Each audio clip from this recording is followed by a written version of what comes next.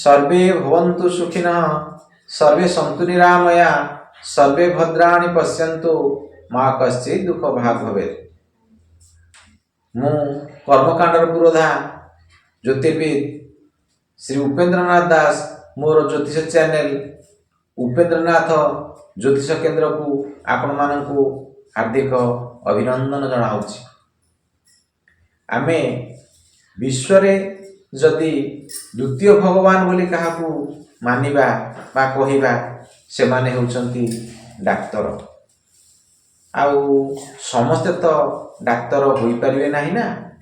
आउ डाक्तर बनिया पे सही व्यक्ति विशेषण पाखरे किछि विशेष गुण जोग आउ सफलता प्राप्ति आउ इंटेलिजेंसी आउ पॉपुलारिटी इत्यादि यही सब गुण थाए से आम डाक्तर मानू द्वितीय भगवान बोली मान। ज्योतिष शास्त्र रे एभली किछि नियम अछि जहाँकि आम जातकटीए देखिले जानी परिबा जे से व्यक्ति जनक बा से जातक जनक डाक्तर होई परिबे कि ना। आउ ताहले आसतु जानिबा सेही नियम विषय रे। जणे डाक्तर बनिया पाई ता पाखरे ज्योतिष शास्त्र अनुसार ग्रह मानकर किभली अवस्थान रहिबा दरकार से विषय रे आज रही आलोचना। उच्च शिक्षा रे डाक्तरी जोग जणे कोन कोन रहिले जोग से जणे सफल डाक्तर होई परिबो बा डाक्तर विद्या पढ़ी परिबो से विषय आसतु आमे आज जानिबा। देखंतु डाक्तर टे हबा हेले ग्रह मानक मध्य रवि गुरु मंगल शनि आउ राहु को विचार को लिया जाय थाए। कहीं रवि होउचंती स्वास्थ्यर कारक। डाक्तर मानकर काम स्वास्थ्य संबंधी समस्या उपरे तेणु रवि ग्रह को देखा पड़े। गुरु होउचंती ज्ञानर कारक। डाक्तर से भली ज्ञान रहिले सिना से डाक्तर विद्या निपुण होई परिबे तेणु गुरु को देखा कथा। तापरे मंगल ग्रह को देखा कथा कौन मंगल होउचंती हिम्मत आउ कार्य शक्तिर कारक। आउ शनि आउ राहु होउचंती टेक्निकल एजुकेशन कारक।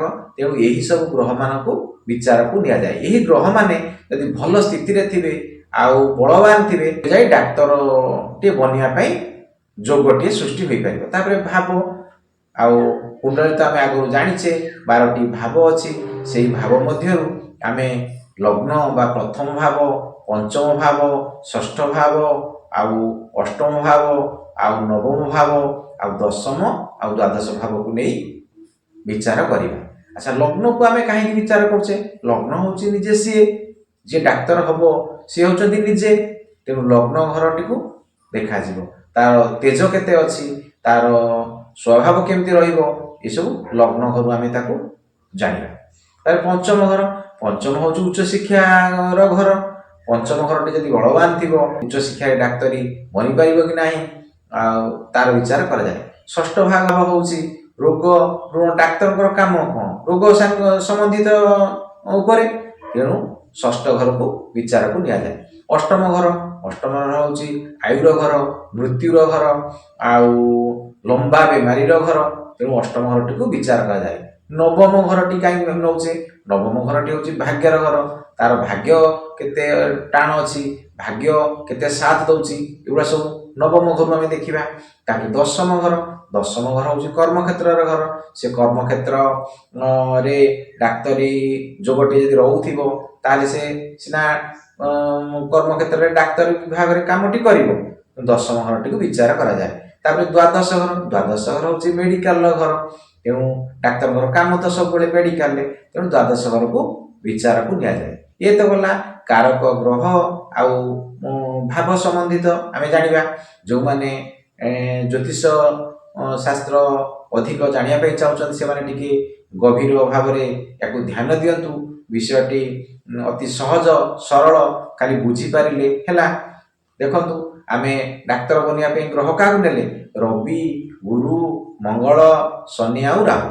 आ को भाव को विचार करिबा प्रथम भाव पंचम भाव षष्ठ भाव नवम भाव दशम भाव आउ द्वादश भाव एथर आसतु जानिबा नियम गुड़िक कौन कौन कौन नियम रखा जाइछि ज्योतिष शास्त्र रे जहाँकि जड़े डाक्तर हेब कि नहब आमे जातक देखिले जापर। नियम प्रथम नियम आपण स्क्रीन उपर नियम गुड़िक टिपिकी रखु आउे आम उदाहरण माध्यम बुझा आहरी प्रांजल भाव में बुझा।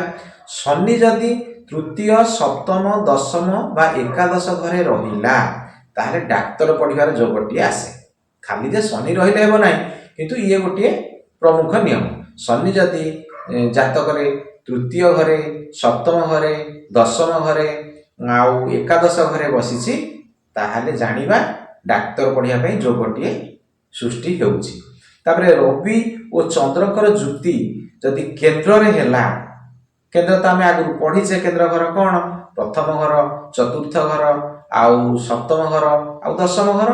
रवि आउ चंद्रकर जुति जदि यही केंद्र रे हेला प्रथम घरे हेला बा चतुर्थ घरे हेला बा सप्तम घरे हेला बा दशम घरे हेला ताहले डाक्तरी पढ़िबार जोगटी सृष्टि होइछि बोली जानिबा। तापरे मंगल गुरुଙ୍କ जुति जदि केंद्र रे हेला ताहले भी डाक्तर पढ़िबार जोगटी सृष्टि होइछि। केंद्र आम आगु जानिछे आउ केंद्र होछि प्रथम भाव लग्न भाव आउ चतुर्थ भाव आउ सप्तम भाव आउ दशम भाव। तेणु मंगल गुरुଙ୍କ जदि जुति यही केंद्र रे हेला डाक्तर पढ़िबार सुजोगटी सृष्टि होइछि। तापरे रवि मंगल आ गुरु जदि प्रथम भाव पंचम भाव दशम भाव रे हेला ए तीनोटी जाक ग्रह जदि आम जातकटी देखिबा प्रथम घरे रवि मंगल गुरु अछंती बा पंचम भाव रे आउ रवि मंगल गुरु अछंती बा दशम भाव रे रवि मंगल गुरु अछंती ताहले डाक्तर पढ़िबार जोगटी सृष्टि होइछि बा डाक्तर पढ़िबार जोगटी अछि बोली आमे जानिबा। जो माने ज्योतिर्विद हेबाकू चाहूँगी से माने नियम गुड़ी को टिपिकी रखु आउ नियम गुड़ी को भल भाव बुझंतु आउ स्क्रीन उपर नियम गुड़िक टिपिकी रखु। आ पंचम नियमटी को आसतु देखा आसतु पंचम नियमटी की देखा। षष्ठ और दशम स्वामी गृह परिवर्तन करुथिबे बा जुति करुथिबे बा परस्पर को दृष्टि देउथिबे। कौन है जातकटी देखंतु आपण जोटी लग्न भाव अच्छी ताठू गणी गणिका जातु षष्ठ भावर स्वामी षष्ठ घरटी केउ राशि रे पड़िछि से राशि अधिपति होउछन्ति षष्ठ घर स्वामी से भली दशम घर स्वामी आकु देखंतु। तापर देखंतु गृह परिवर्तन करुथिबे दशम घर स्वामी आसी षष्ठ घरे बसुथिबे आ षष्ठ घर स्वामी जाई दशम घरे बसुथिबे। एहा कुआ जाय गृह परिवर्तन। जदि षष्ठेश आ दशमेश गृह परिवर्तन करुथिबे बा जुति करुथिबे उभय दशमेश आउ षष्ठेश षष्ठ घर अधिपति जदि गोटे घरे जुति करुथे गोटे घरे बसी से घरटी पुणी कौन पुणी षष्ठ घर स्वामी आउ दशम घर स्वामी सबू घरे तो जुति कले हेब ना। आम जो गुड़िक विचार करुले जो भाव गुड़िक से गुड़िक हूँ प्रथम भाव लग्न आउ पंचम आउ षष्ठ आउ अष्टम आउ नवम आउ दशम आउ द्वादश यही घर भितर जदि जुति करुथांती तार डाक्तरी पढ़िबार जोगटे सृष्टि होता है जातक।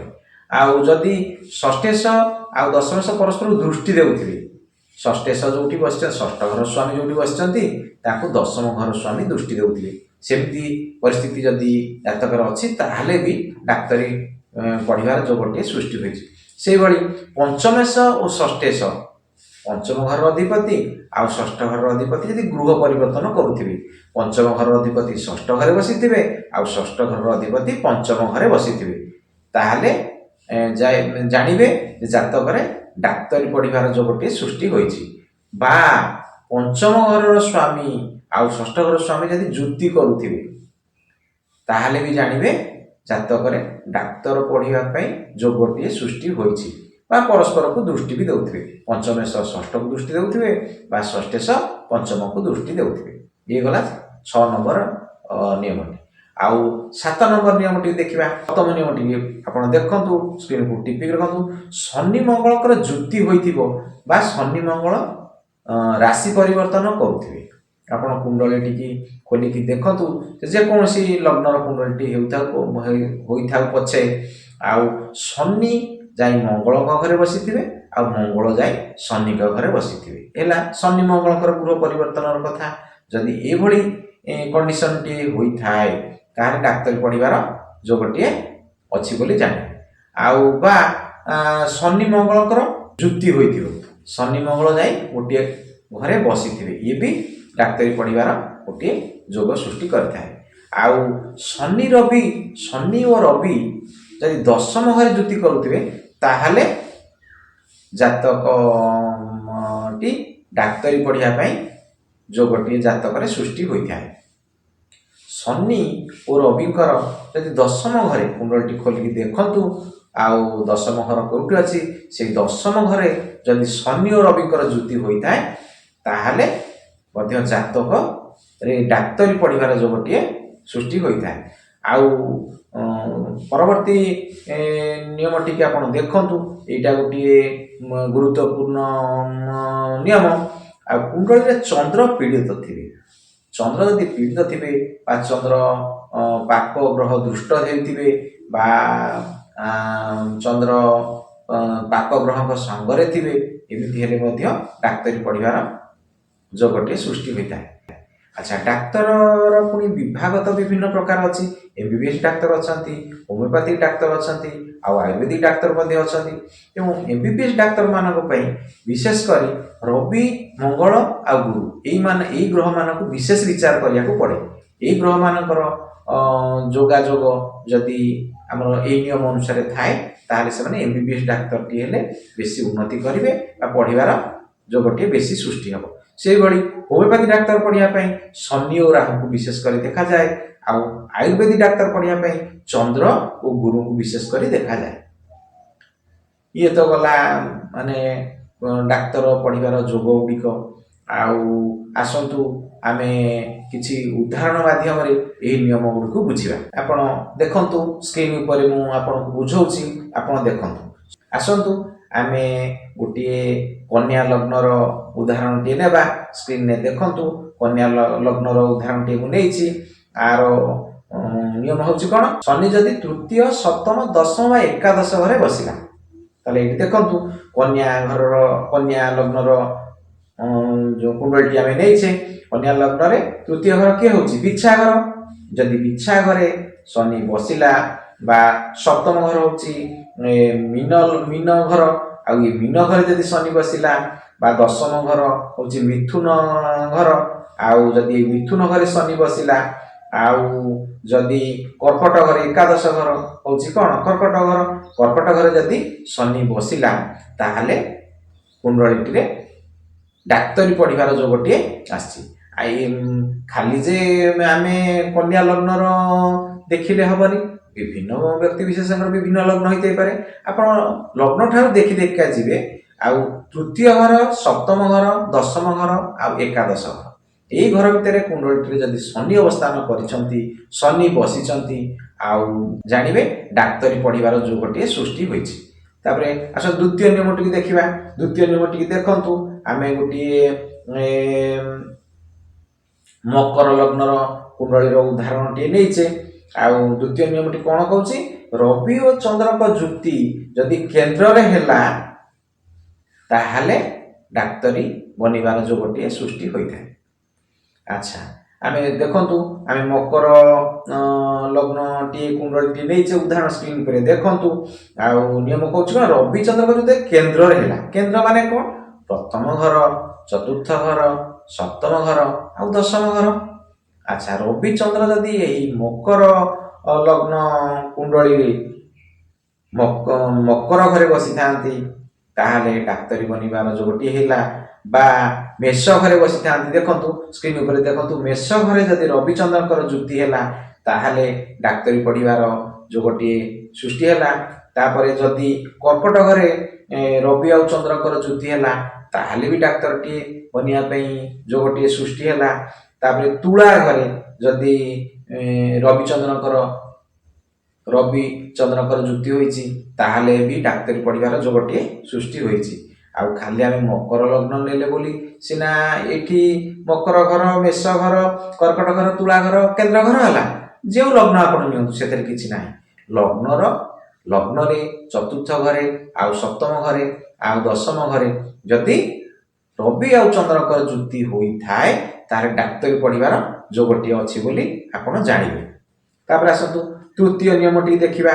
ମଙ୍ଗଳ ଗୁରୁଙ୍କ ଯୁତି ଯଦି କେନ୍ଦ୍ରରେ ହେଲା, ମକର ଲଗ୍ନର କୁଣ୍ଡଳୀର ଉଦାହରଣଟି ଆମେ ନେଇଛେ, ସ୍କ୍ରିନରେ ଦେଖନ୍ତୁ, ସ୍କ୍ରିନରେ ବୁଝନ୍ତୁ। ଆଉ ଏହାର ପ୍ରଥମ ଘରେ ମକର ଘରେ ମଙ୍ଗଳ ଗୁରୁଙ୍କ ଯୁତି ହେଲେ ଡାକ୍ତରୀ ପଢ଼ିବାର ଯୋଗଟିଏ ହୁଏ। ସେଇଭଳି ଆଉ ମେଷ ଘରେ ମଙ୍ଗଳ ଗୁରୁଙ୍କର ଯୁତି ହେଲେ ଡାକ୍ତରୀ ପଢ଼ିବାର ଯୋଗଟିଏ ହୁଏ। ଆଉ କର୍କଟ ଘରେ ଯଦି ମଙ୍ଗଳ ଗୁରୁଙ୍କ ଯୁତି ହେଲା ତାହେଲେ ବି ଡାକ୍ତରୀ ପଢ଼ିବାର ଯୋଗଟିଏ ସୃଷ୍ଟି ହୋଇଥାଏ। ଆଉ ତୁଳା ଘରେ ଯଦି ମଙ୍ଗଳ ଗୁରୁଙ୍କର ଯୁତିଟିଏ ହୋଇଥାଏ ତାହେଲେ ବି ଡାକ୍ତରୀ ପଢ଼ିବାର ଯୋଗଟିଏ ସୃଷ୍ଟି ହୋଇଥାଏ। ଚତୁର୍ଥ ନମ୍ବର ନିୟମଟିକୁ ଆସନ୍ତୁ ବୁଝିବା। ସ୍କ୍ରିନ୍ ଉପରେ ଆପଣ ଦେଖନ୍ତୁ, ସ୍କ୍ରିନ୍ ଉପରେ ତାକୁ ବୁଝନ୍ତୁ। ଆଉ ଚତୁର୍ଥ ନମ୍ବର ନିୟମଟି କ'ଣ ହେଲା? ରବି ମଙ୍ଗଳ ଗୁରୁଙ୍କ ଯୁତି ଯଦି ପ୍ରଥମ, ପଞ୍ଚମ ବା ଦଶମ ଘରେ ହେଲା ତାହେଲେ ଡାକ୍ତରୀ ପଢ଼ିବାର ଯୋଗଟି ଆସେ। ଆଚ୍ଛା, ଆମେ ଆଉ ଗୋଟିଏ ଲଗ୍ନର ଉଦାହରଣଟିଏ ନେବା। ଏଠି ଆମେ ଗୋଟିଏ ମୀନ ଲଗ୍ନ କୁଣ୍ଡଳୀର ଉଦାହରଣଟିଏ ନେଉଛେ। ଆଉ ମୀନ ଲଗ୍ନରେ ଦେଖନ୍ତୁ, ବୁଝନ୍ତୁ।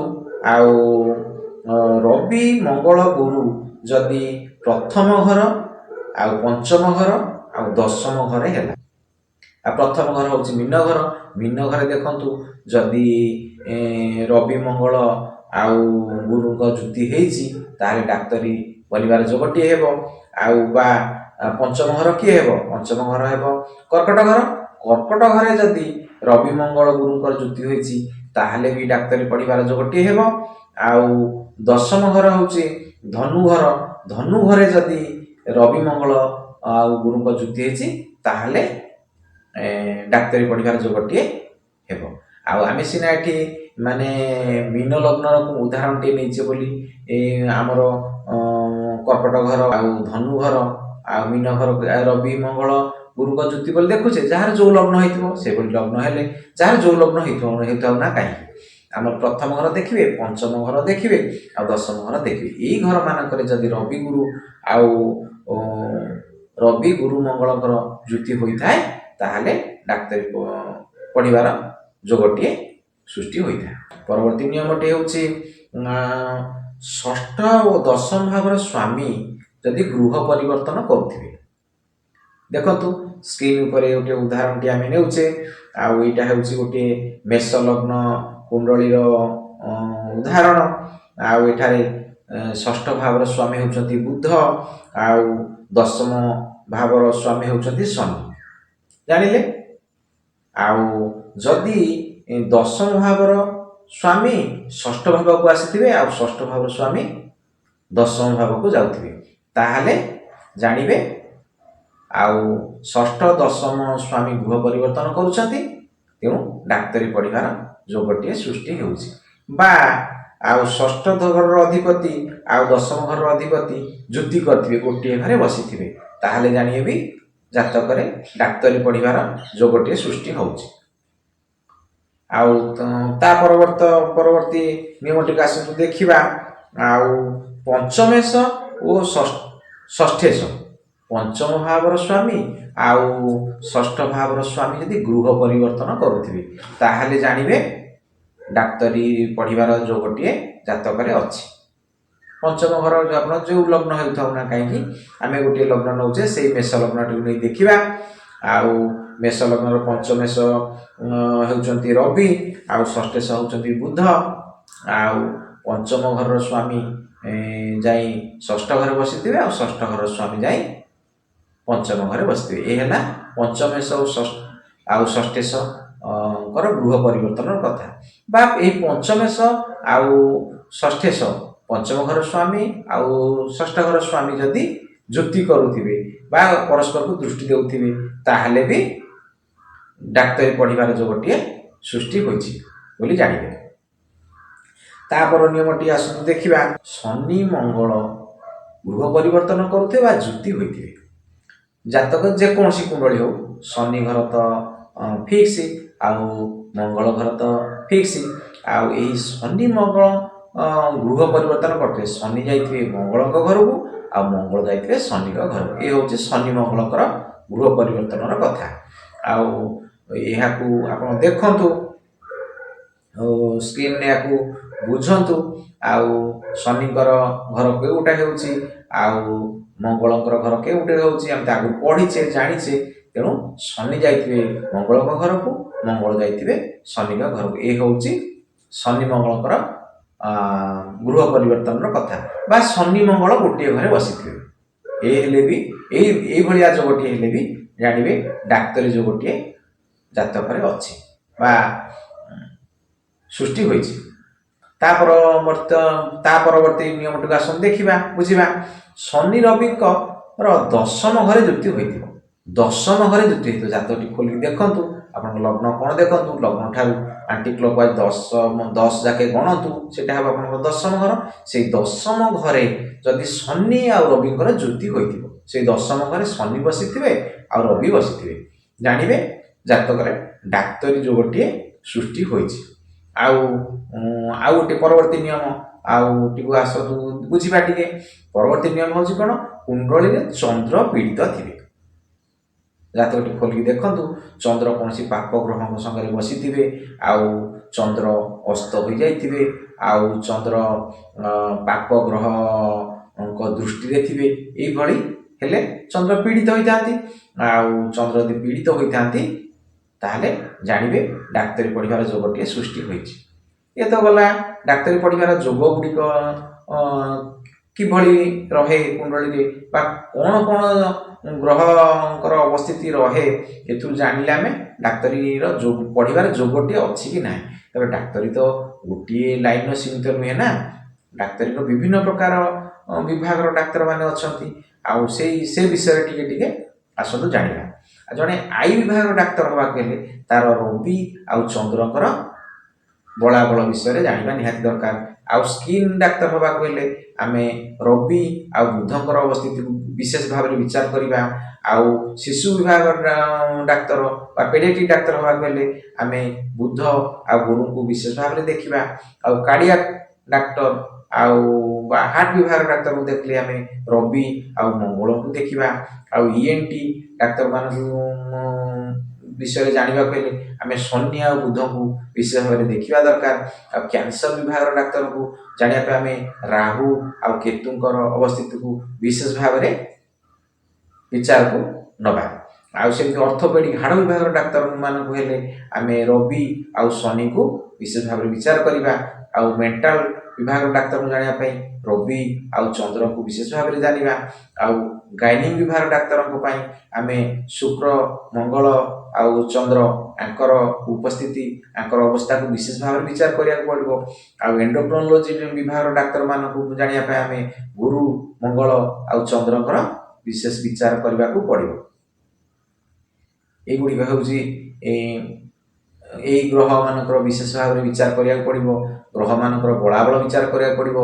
ଆଉ ଏଇସବୁ ବିଚାରକୁ ନେଇ ଆମେ ପୂର୍ବରୁ ଜାଣିପାରିବା ଯେ ଜଣେ ବ୍ୟକ୍ତିବିଶେଷ ସେ ଡାକ୍ତର ଲାଇନରେ ପଢ଼ି ସଫଳତା ପ୍ରାପ୍ତି ପାଇପାରିବ କି ନାହିଁ। ଏ ତ ଗଲା ଏଇ ନିୟମ ଗୁଡ଼ିକ। ଆଉ ଆପଣ ଏଇ ନିୟମ ଗୁଡ଼ିକୁ ବିଶେଷ ଭାବରେ ଦେଖନ୍ତୁ, ବୁଝନ୍ତୁ। 5 ଥର, 7 ଥର, 10 ଥର ଏହି ବିଷୟବସ୍ତୁ ଟିକେ ଦେଖନ୍ତୁ। ଦେଖିଲେ ଆପଣ ଅଧିକା ମନେ ରଖିପାରିବେ। ଆଉ ଆପଣଙ୍କର ଯଦି କିଛି ବୁଝିବାରେ ଅସୁବିଧା ହେଉଥାଏ ତାହେଲେ ମୋତେ କମେଣ୍ଟ ବକ୍ସରେ ଲେଖନ୍ତୁ। ମୁଁ ତା'ର ଉତ୍ତର ଆପଣମାନଙ୍କୁ ପଠାଇ ପାରିବି ବା ବିଶେଷ ପ୍ରାଞ୍ଜଳ ଭାବରେ ଆପଣଙ୍କୁ ଆଉ ଟିକେ ବୁଝାଇ ଦେଇପାରିବି। ହଉ, ମୋର ଏପିସୋଡ଼ ଗୁଡ଼ିକୁ ଆପଣ ଦେଖି ଚାଲନ୍ତୁ। ଆଉ ଯେଉଁମାନେ ଜ୍ୟୋତିଷ ଶାସ୍ତ୍ରରେ ଶିଖିବା ପାଇଁ ଇଚ୍ଛୁକ ସେମାନେ ବିଶେଷ ଭାବରେ ଧ୍ୟାନ ଦିଅନ୍ତୁ। ଆଉ ମୋର ଏଇ ବିଷୟଗୁଡ଼ିକୁ ଆପଣ ଅଧାରୁ ଦେଖିଲେ କିଛି ବୁଝିପାରିବେ ନାହିଁ। ଆପଣ ପ୍ରତି ପାର୍ଟ ଗୁଡ଼ିକୁ ମୂଳରୁ ଶେଷ ଯାଏ ଦେଖନ୍ତୁ, ନିଶ୍ଚୟ ଆପଣ ବୁଝିପାରିବେ ଆଉ ଆପଣଙ୍କୁ ସହଜ ହେବ ବୁଝିବା ପାଇଁ। ହଉ, ଆଗକୁ ତ ଆମେ ଆହୁରି ବିଷୟବସ୍ତୁକୁ ଉପସ୍ଥାପନ କରିବା।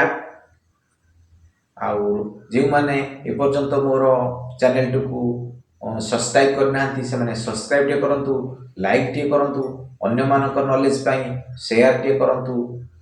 ଆଉ ରହୁଛି ମୁଁ ପୁରୋଧା ଜ୍ୟୋତିର୍ବିଦ ଶ୍ରୀ ଉପେନ୍ଦ୍ରନାଥ ଦାସ।